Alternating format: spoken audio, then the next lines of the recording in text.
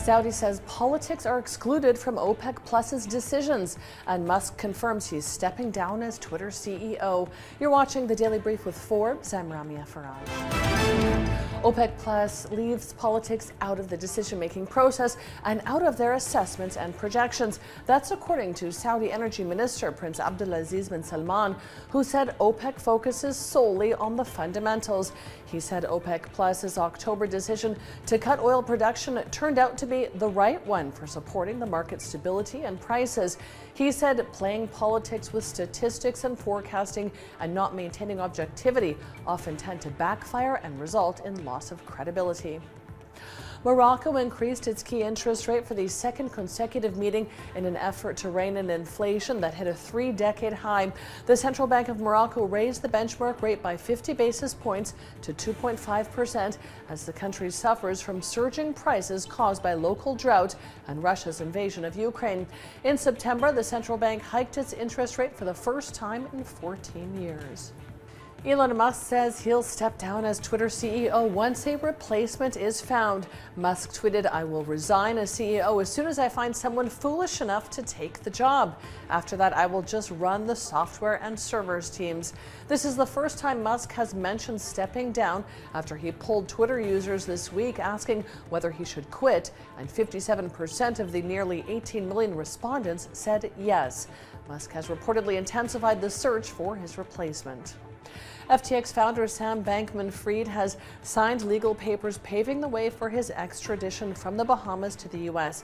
There, he faces fraud charges over the crypto exchange's collapse. Bankman-Fried has acknowledged risk management failures at FTX, but has said he does not believe he has criminal liability. Bankman-Fried was arrested last week in the Bahamas, where he lives and where FTX was based, after a grand jury sitting in Manhattan federal court indicted him on myriad charges. Wall Street closed slightly higher overnight after 4 sessions of declines as investors tried to look past market uncertainty and fears of a slowdown. The Dow Jones picked up 0.3%, the Nasdaq was nearly flat, and the S&P 500 ticked up 0.1%. This comes despite a policy shift by the Bank of Japan away from a long-standing ultra-loose monetary policy. It appeared to have a negative impact on the dollar, and that weaker dollar may have attracted some buying and bargain hunting. Nike shares were among those that soared overnight after it reported better than expected results, despite a hit to profit margins from heavy discounting because of excess inventory. The sports giant has been one of several prominent brands to flag a supply glut. It's a dynamic that has forced especially generous promotions on some goods, especially apparel that's out of season. Profits for the quarter ending November 30th came in at $1.3 billion, the same as in the year-ago period, while revenues jumped 17% to $13.3 billion.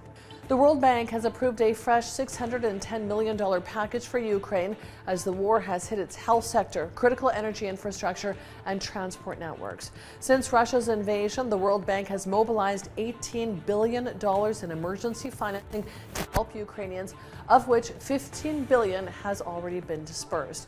The new funds add to earlier packages, including 2 rounds of grant financing provided by the U.S. government worth $4.5 billion each, and another $530 million in loan guarantees in September. Lionel Messi now has the most liked Instagram post of all time. Guinness World Records confirmed his series of photos celebrating Argentina's World Cup win reached 67 million likes and counting. The post features photos of Messi and his teammates on the Argentine national team celebrating their World Cup championship after defeating France. Messi has gained 25.8 million Instagram followers since the World Cup tournament kicked off. Forbes estimates he earned $130 million this year, making him the world's highest paid athlete. I'm Ramia Faraj. This is the Daily Brief. Thanks for watching. Bye for now.